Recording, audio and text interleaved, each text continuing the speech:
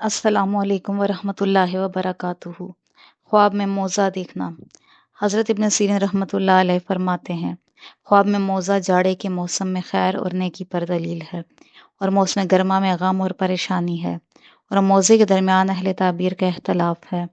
हज़रत इब्न सीरीन फरमाते हैं, अगर देखें कि मौज़ा पाँव में है और हथियार लगाए हुए है, दलील है दुश्मन उससे फ़िक्रमंद होगा। और अगर देखें कि मौज़े के साथ असला नहीं है, दलील है गम व अंदो देखेगा, खासकर अगर मोज़ा तंग है।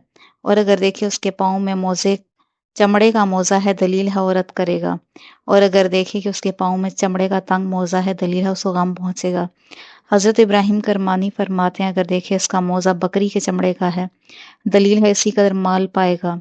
और अगर देखे उसका मोज़ा नीचे से फटा हुआ है, दलील है उसकी औरत मरेगी। और अगर देखे कि इसका मोज़ा ज़ाया हुआ है, दलील है इसका माल का नुकसान होगा।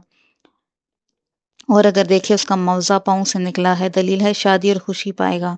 और अगर कैदी होगा तो खलासी पाएगा।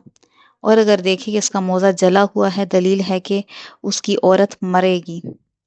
हज़रत जाबिर मगरिबी फरमाते हैं, अगर देखे कि इसका मौज़ा घर से बाहर गिरा है, दलील है वो औरत को तलाक देगा।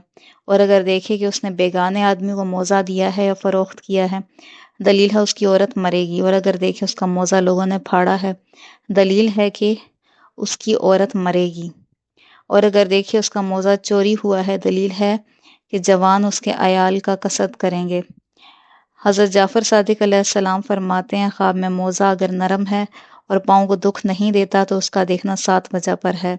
अव्वल औरत, दोम खादम, सोम कनीज़, चहारम कुवत, पंजम ऐश, शिशम फ़तह हासिल करना, हफ्तम खैर व फ़ायदा हासिल करना।